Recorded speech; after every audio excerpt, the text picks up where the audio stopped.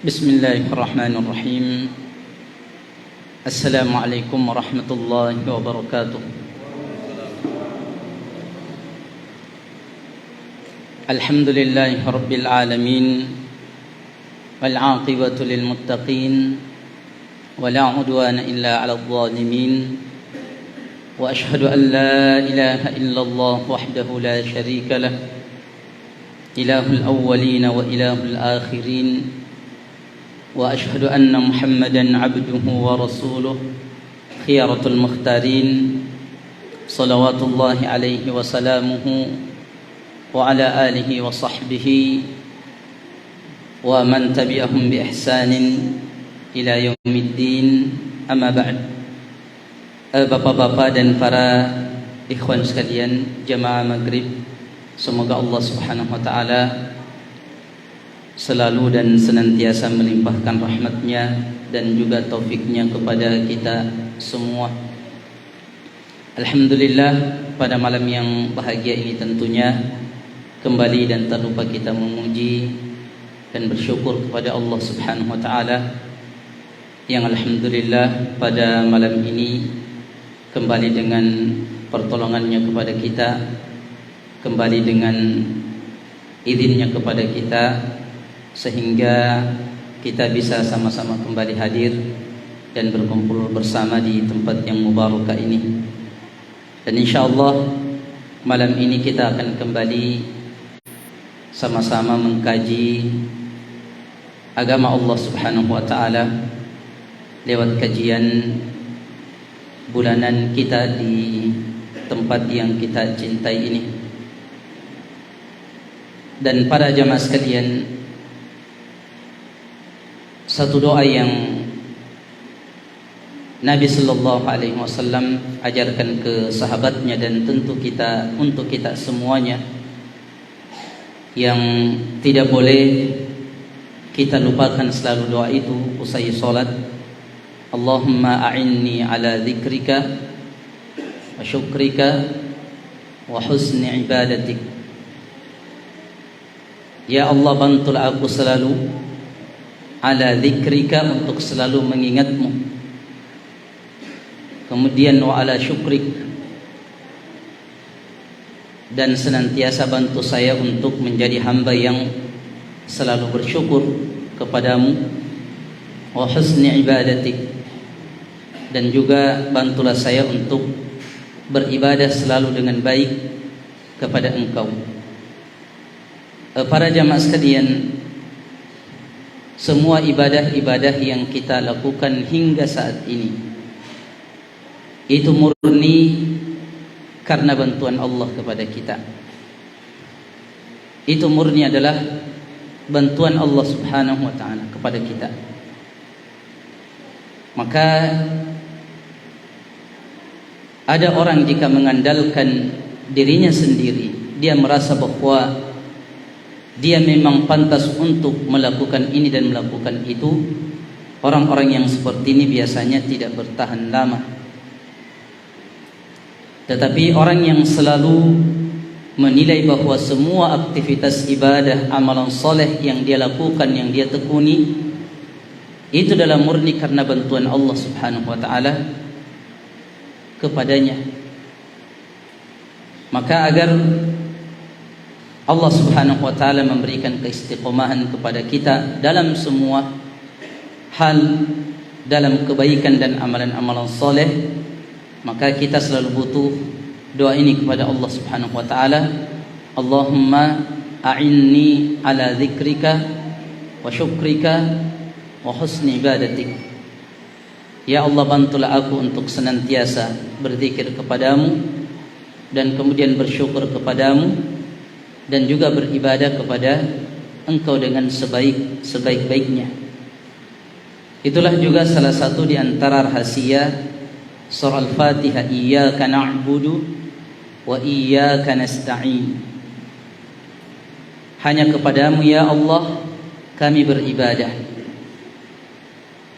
dan hanya kepadamu pula kami memohon pertolongan.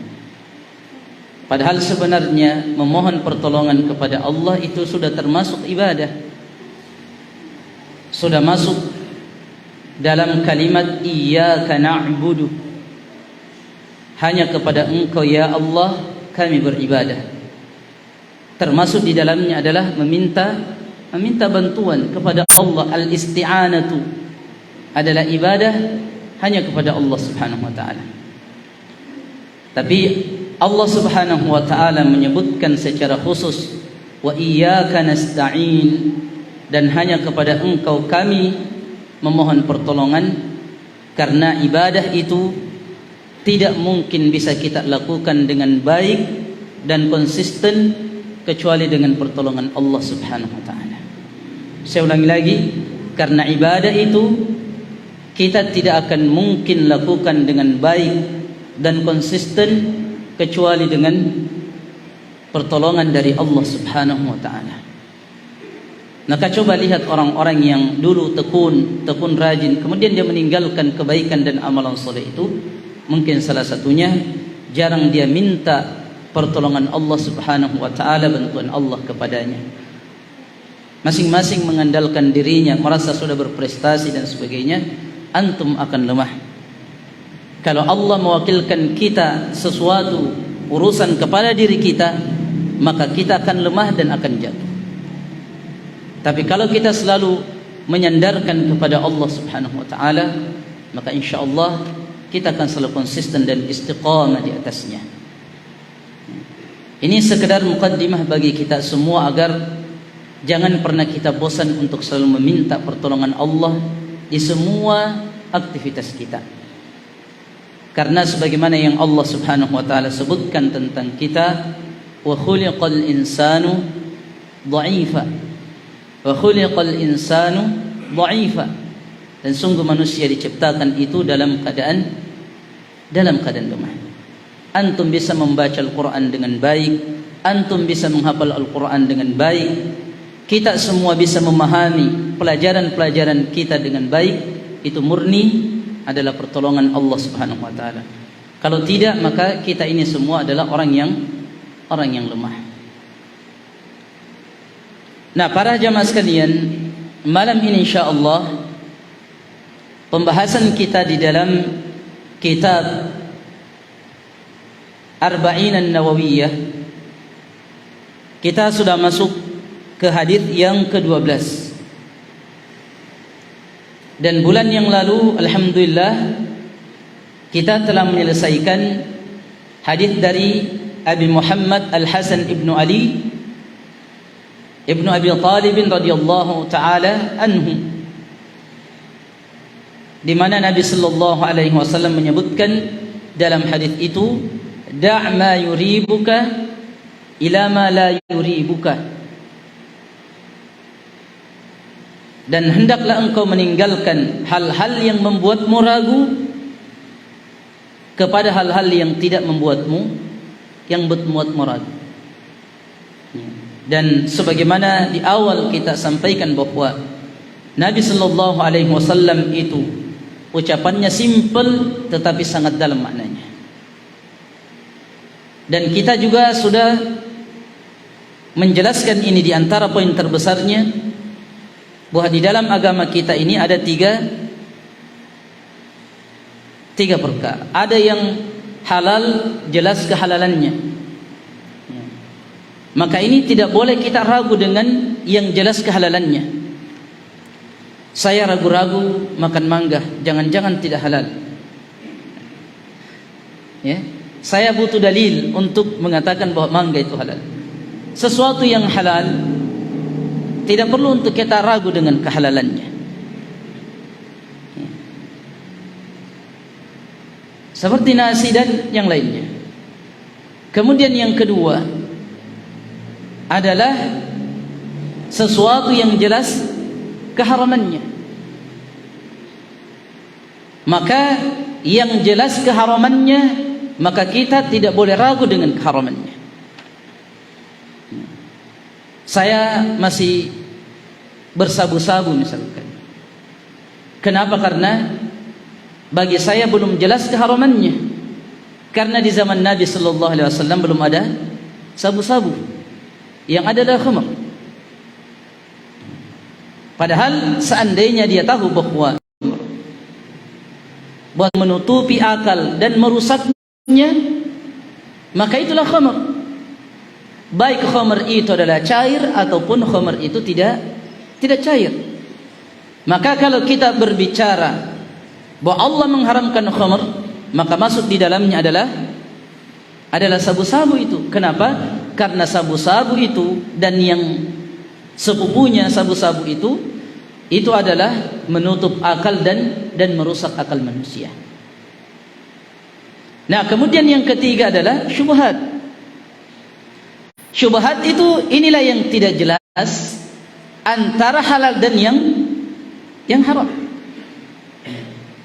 Maka termasuk dalam hadis ini faedah yang diambil bahwa tinggalkan yang meragukan kepada yang tidak meragukan dalam perkara syubhat ini. Jangan selalu kita mencoba-coba untuk masuk ke dalam perkara-perkara syubhat karena masih samar hukumnya, lalu kemudian kita terlibat di dalamnya, terjerumus di dalamnya, mau melakukan perbuatan syubhat. Nah, Rasulullah dalam hadis sebelumnya telah mengatakan, wa man waqa'a fi syubhati waqa'a fil haqq, ujung-ujungnya. Kemudian juga hadis Abi Muhammad Al-Hasan Ibnu Ali ini juga memberikan kita faedah bahwa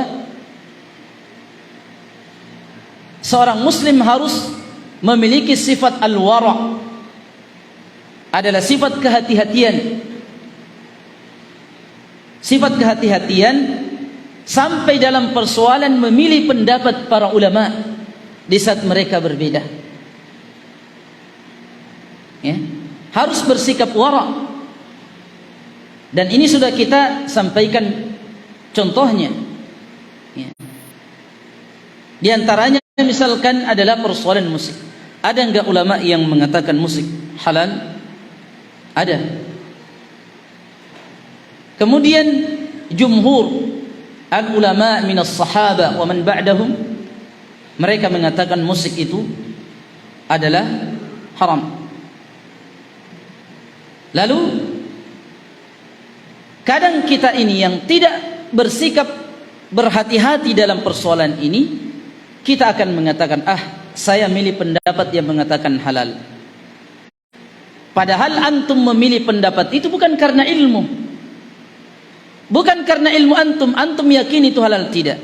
Tapi karena memang hobinya antum adalah mendengarkan musik, akhirnya nafsu antum membisikkan kepada antum, pilih pendapat yang ini saja.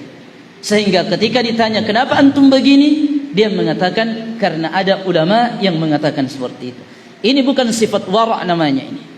Bukan sifat orang-orang yang berhati-hati. Dan ambil contoh-contoh lain yang sangat banyak, yang kadang-kadang orang memanfaatkan perbedaannya para ulama untuk semaunya dengan hawa nafsunya memilih pendapat itu. Masalah menurunkan pakaian di bawah mata kaki. Iya, ada yang mengatakan boleh, ada yang mengatakan makruh, ada yang mengatakan muharram. Tapi dia sangat mencintai celananya, apalagi yang mahal, ya. Maka dia mencari, ada yang membolehkan. Kalau begitu saya ambil pendapat ini. Jadi dia memilih pendapat bukan berdasarkan ilmu, tetapi berdasarkan apa?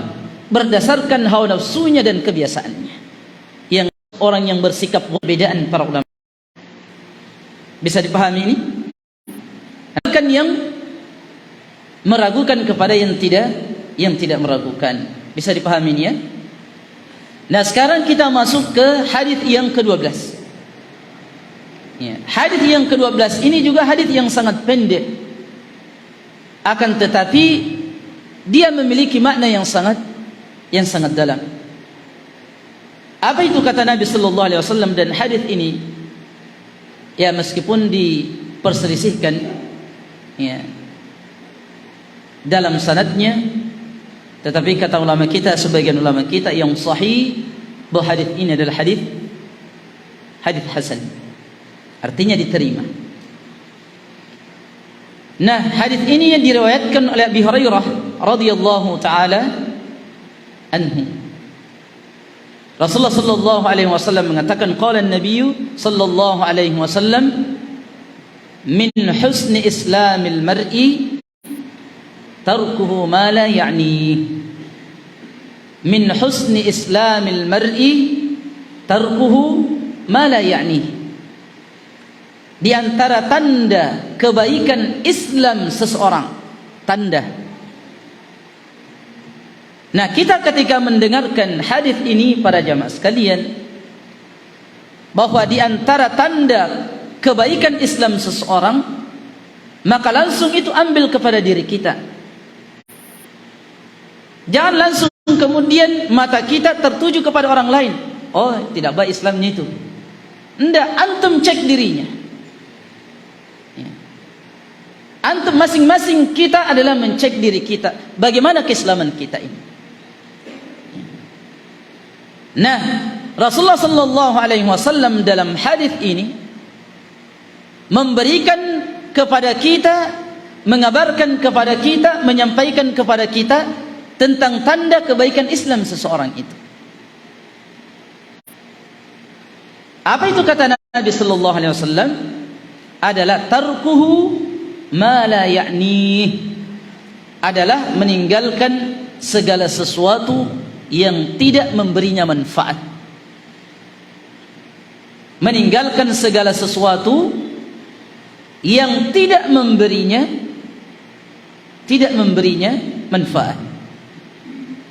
Makanya di sini Imam An-Nawawi rahimahullahu taala dalam kitabnya ini Arba'in An-Nawawi, ketika mencantumkan hadis Abu Hurairah ini, min husni islamil mar'i tarkuhu ma la ya'ni, beliau memberi judul adalah al-ishtighalu bima yufid, adalah menyibukkan diri dengan hal-hal yang memberikan kita faidah.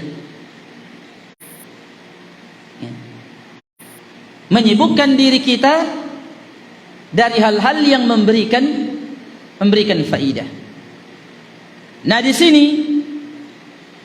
Syekh Muhammad bin Shalih Al-Utsaimin rahimahullahu taala, beliau mengatakan tentang hadis ini, hadzal haditsu aslun fil adabi wat tawjih salim. Hadis ini merupakan fondasi yang berkaitan tentang adab dan petunjuk yang lurus. Ini hadis ini. Karena ada beberapa hadis itu yang merupakan induk-induknya daripada adab. Di antaranya ini hadis ini. Min husni islamil mar'i tarkuhu ma la ya'ni. Ini di antara induk ini dalam persoalan adab, karena ini mencakup semua yang berkaitan dengan adab dan akhlak. Kemudian juga induk hadis tentang adab dan akhlak yang lain, Rasulullah mengatakan, la yu'minu ahadukum hatta yuhibba li akhihi ma yuhibbu li nafsihi. Tidaklah seseorang di antara kalian dikatakan sebagai mukmin yang sempurna imannya hingga dia mencintai saudaranya seperti dia mencintai dirinya sendiri. Itu di antara hadis tentang fondasi adab dan akhlak. Nah, beliau mengatakan di sini, wa huwa annal insana yatruku ma la ya'nihi ay ma la yahummuhu. Bahwa beliau mengatakan hendaklah manusia itu meninggalkan apa-apa yang tidak memberi manfaat untuknya atau yang tidak penting baginya, wa ma la alaqata bihi, dan apa-apa yang tidak ada hubungannya dengan dirinya. Kita akan jelaskan nanti insyaallah. Fa inna hadha min husni islamihi wa yakunu aidan rahatan lahu. Karena meninggalkan sesuatu yang tidak penting bagi kita, tidak ada hubungannya dengan kita, itu adalah termasuk kebaikan Islam, dan itu adalah bentuk peristirahatan terhadap diri kita. Maksudnya kita istirahat karena kita tidak terlalu banyak memikirkan orang, urusan orang. Karena memang kita tidak dibebani itu. Ya, kita tidak dibebani untuk mengurusi setiap urusannya orang. Itu kita tidak dibebani. Maka di saat kita membatasi diri kita dengan tidak mengurusi itu kata beliau rahimahullah ta'ala adalah merupakan pengistirahatan bagi diri kita, bagi pikiran kita. Ada orang misalkan membangun rumah, kadang dipikir, di mana ambil uang itu? Kenapa bisa bangun rumah? Ketika dia beli kendaraan, bertanya, dipikir lagi, kena pusing. Ya, dia pusing, tidak ada istirahat, kebahagiaan, ketentraman dalam hatinya karena urusannya orang semuanya ingin diketahui. Ya. Hatta masalah perceraiannya misalkan orang-orang terkenal, dia juga semua mau tahu secara detail. Ya. Apa urusan kita dengan mereka? Ya. Mereka ingin bercerai, mereka urusannya. Ya. Nah ini. Nah makanya kata Syekh, wa ma la alaqata bihi. Dan apa-apa yang tidak ada hubungannya dengan dirinya, maka kita tidak perlu untuk banyak berpikir itu. Ya, beda kalau kita berpikir bagaimana umat ini juga bisa baik, bisa soleh. Bagaimana masyarakat kita bisa mendirikan salat berjamaah, itu lain cerita. Itu adalah hal yang harus kita pikirkan. Sebagai seorang dai, sebagai seorang ustaz, harus kita berpikir seperti itu. Bagaimana juga orang lain soleh sebagaimana kita soleh. Bagaimana mereka menjadi hamba yang taat sebagaimana kita juga menjadi hamba yang taat. Harus kita seperti itu. Nah, kemudian kata Syekh, kenapa bahwa itu adalah bentuk istirahat bagi diri kita? Li'annahu idza lam yukallaf bihi fayakunu rahatan lahu bila syak wa uriha li nafsihi. Karena sesuatu yang kita tidak dibebani padanya, lalu kemudian kita tidak melakukannya, maka itu sebenarnya bagian dari istirahat kita. Ya. Ada sesuatu yang kita tidak dibebani untuknya, maka sebenarnya itu adalah istirahatan bagi kita. Ya, orang itu kadang kena penyakit ini, penyakit itu karena banyak pikirannya. Ya, terlalu banyak pikirannya. Ya. Bisa dipahami ini para jamaah sekalian? Nah, kemudian beliau menyebutkan beberapa faedah di sini. Hadis ini. Beliau mengatakan yang pertama adalah annal Islam yatafawatu minhu hasan wa minhu ghairu hasan. Dari hadis ini kata beliau bahwa keislaman seseorang itu bertingkat-tingkat, tidak sama. Ada yang Islamnya baik dan ada Islamnya yang tidak baik. Dan mudah-mudahan kita bukan yang kelompok kedua ini. Adalah Islamnya tidak baik. Yang mana itu? Ciri-ciri orang yang Islamnya tidak baik, selalu berkata dusta. Ya. Kathratul kadhib, banyak berdusta. Kemudian tidak amanah kalau diberikan amanah. Ya, tidak menepati janji. Suka menceritakan keburukan orang lain dan seterusnya seperti itu. Nah, orang-orang muslim yang muslim lalu kemudian dia memiliki akhlak-akhlak ini, maka itu tanda bahwa Islamnya tidak baik. Nah, adapun orang yang Islamnya baik, dia tidak melakukan sesuatu kecuali hal tersebut bermanfaat untuk agama, untuk dunia, untuk akhiratnya. Makanya salah satu di antara keutamaannya Abu Bakar radhiyallahu taala an, para jamaah sekalian, Rasulullah sallallahu alaihi wasallam pernah bertanya kepada para sahabatnya, "Man asbaha minkum sha'iman?" Siapa di antara kalian hari ini berpuasa? Abu Bakar angkat tangan, "Saya ya Rasul." "Man asbaha minkum 'ada maridan?" Siapa yang hari ini menjenguk orang sakit? Abu Bakar lagi angkat tangan. Kemudian man asbah minkum syahida janazah, siapa yang hari ini pergi mengantarkan jenazah, semua Abu Bakar ada itu. Kemudian Rasulullah mengatakan, tidak ada amalan ini berkumpul pada diri seorang muslim kecuali dia pasti masuk ke dalam syurga. Abu Bakar radhiyallahu taala. Ini menunjukkan bahwa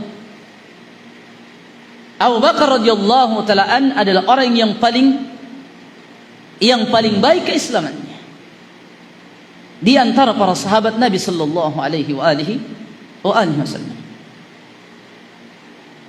Maka ini kata Syekh, bahwa Islam seseorang itu bertingkat-tingkat.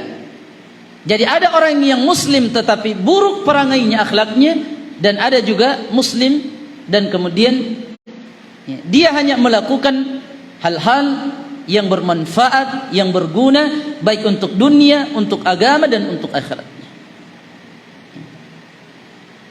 Nah, kemudian yang kedua kata Syekh di sini, annahu yanbaghi lil insani ay yad'a ma la ya'nihi la fi umuri dinihi wa la dunyah, lianna dhalika ahfadhu li waqtihi wa aslama li dinihi wa aysaru li taqsirihi law tadkhulu fi umuri an-nas allati la tu'inuhu la ta'ib. Nah, beliau mengatakan bahwa hadis ini memberikan kita faedah bahwa seseorang itu ayyada amala ya'ni, untuk meninggalkan apa-apa yang tidak bermanfaat baginya, baik untuk urusan agamanya ataupun urusan dunianya. Tidak ada manfaat untuk agamanya dan juga untuk dunianya, ditinggalkan yang seperti itu. Dan ini banyak contohnya sekali para jamaah sekalian. Kalau kita mungkin jelaskan maka semua kita akan kena, saya ataupun kita semua. Kalau kita hitung-hitung dalam satu hari para jamaah sekalian, apa yang banyak kita habiskan waktu kita? Apakah hanya sekedar pada hal-hal yang tidak bermanfaat atau yang bermanfaat? Mana kira-kira para jamaah sekalian? Kita bisa hitung itu dan kita sadar betapa banyak waktu kita habis. Berapa waktu kita habis untuk membaca Al-Quran misalkan dalam sehari kita. Kemudian zikir kita kepada Allah Subhanahu wa taala dan ibadah-ibadah yang lain, kemudian dibandingkan dengan waktu kita pada perkara yang tidak bermanfaat. Ada kadang orang main game itu mulai dari habis isya sampai jam 2 malam. Ada bahkan sampai subuh. Sudah main game, judi lagi. Ya. Itu mereka rela begadang untuk itu.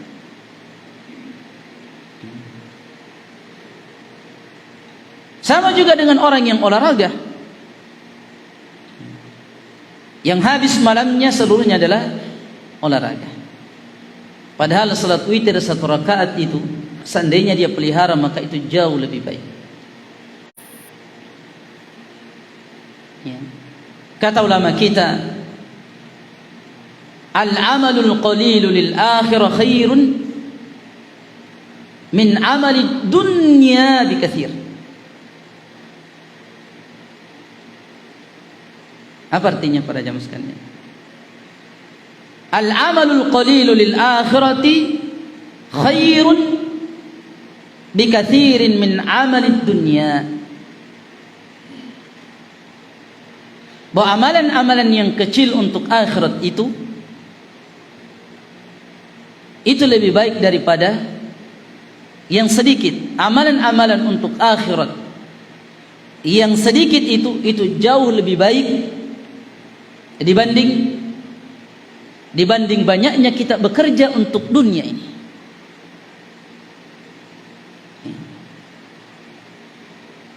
Adakah dalilnya kira-kira ucapan ini? Ada. Rasulullah mengatakan, "Rak'atai fajri khairun minad dunya wa ma fiha." 2 rakaat salat qabliyah subuh lebih baik dari dunia beserta isinya. Berapa menit kita salat sunnah subuh qabliyah?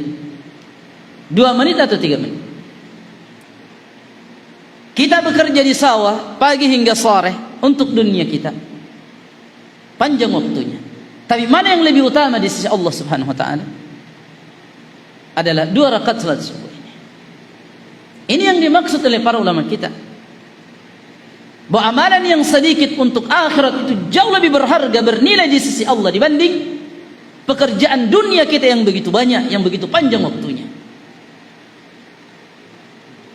Maka meskipun kita olahraga dari habis isya hingga subuh, itu tidak ada nilainya dibanding kita salat 1 rakaat witir menghadap Allah Subhanahu wa taala, sujud, kemudian berdoa kepada Allah Subhanahu wa taala, apalagi di sepertiga malam. Ada orang yang cuma main HP sampai subuh, naudzubillah. Aga nana figaro, elok kinaga HP roh. Pada hal-hal yang tidak bermanfaat.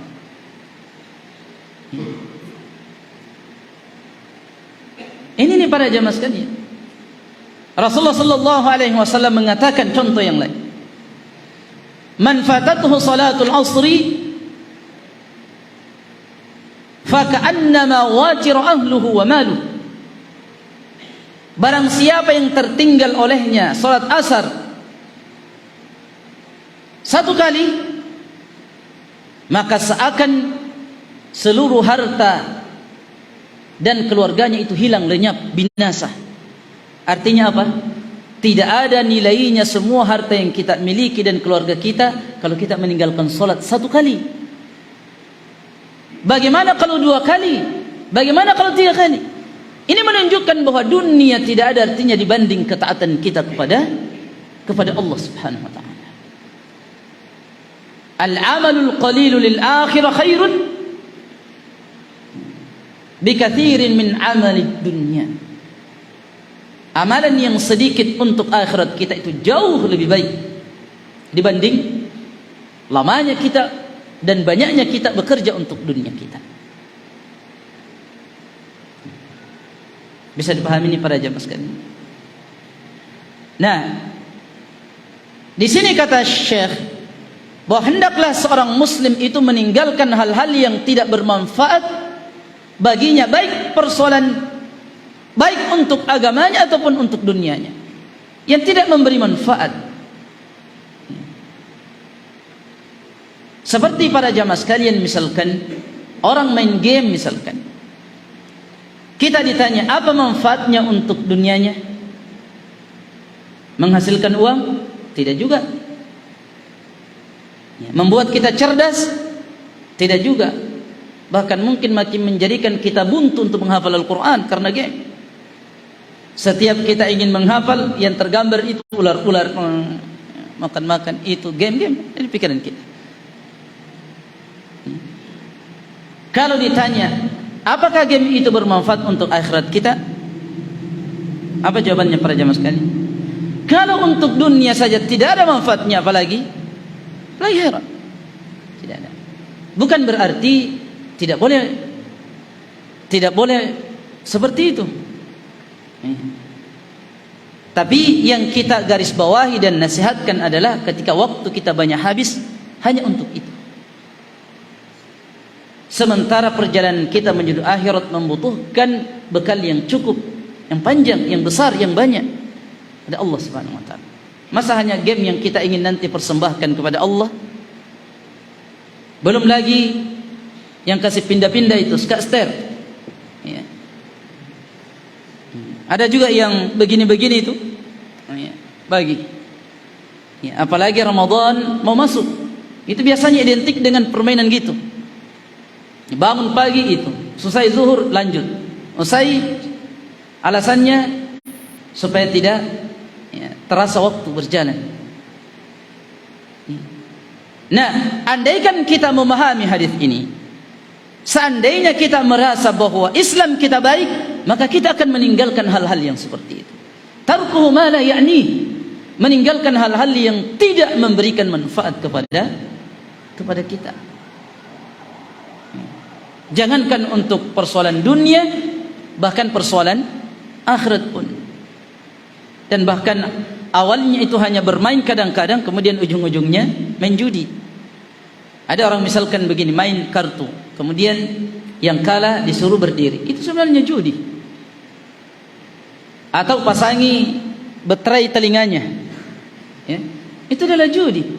Itu namanya pertarungan. Ya. Atau disuruh minum air setiap kalah 1 gelas, itulah judi, taruhan. Kita taruhan begini, siapa yang kalah antum begini. Misalkan kita taruhan ini, saya kalah saya traktir antum, itu judi, tidak boleh. Kita main bulu tangkis, kalah bayar, apa namanya itu pada zaman sekalian? Judi. Jadi solusinya Ustaz, iya, kalah menang sama-sama bayar. Iya. Jangan siapa yang kalah dia yang bayar. Apa bedanya dengan judi? Apa bedanya dengan judi, ikhwan? Banyak orang yang tidak tahu persoalan ini. Yang dia tahu judi itu hanya sabun ayam. Tapi sebenarnya kadang kita terlibat, tapi kita tidak tahu ternyata itu adalah persoalan judi. Apalagi itu dilakukan di bulan yang sangat mulia, bulan Ramadan, a'adzan billah. Nah, kenapa kata beliau? Li'anna dzalika ahfadhu liwaqtihi wa aslama lidinihi wa aysar litaqsirihi law tadkhul fi umurin nas allati la tu'ni law tudkhal.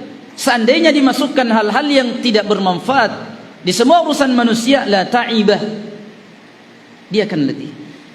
Jadi beliau mengatakan, kenapa harus kita meninggalkan hal-hal yang tidak bermanfaat baik untuk agama dan dunia kita?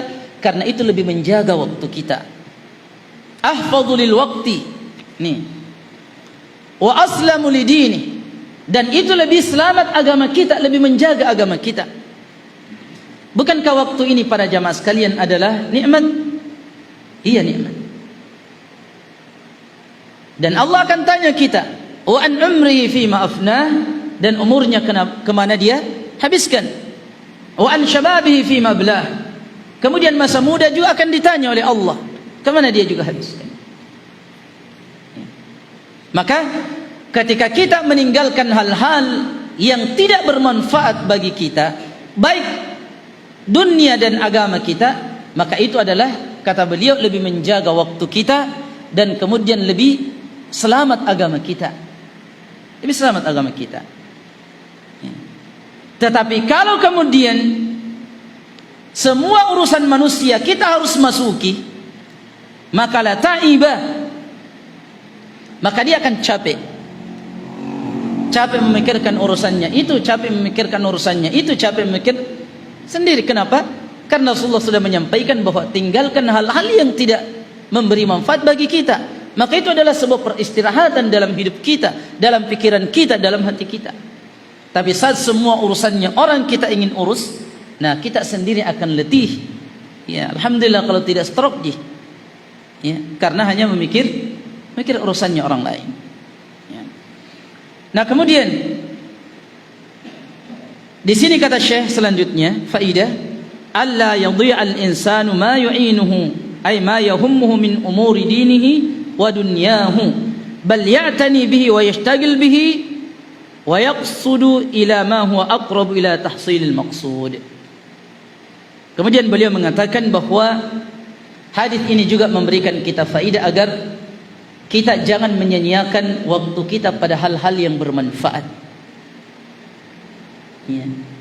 Sampai ada seorang syekh ketika menjelaskan hadis ini, beliau mengatakan, kalau antum misalkan jenuh membaca Al-Quran, maka tutup Al-Quran antum, mulai antum berzikir la ilaha illallah, la ilaha illallah. Meskipun antum sambil baring, antum sambil duduk minum kopi, berzikir kepada Allah karena mudah.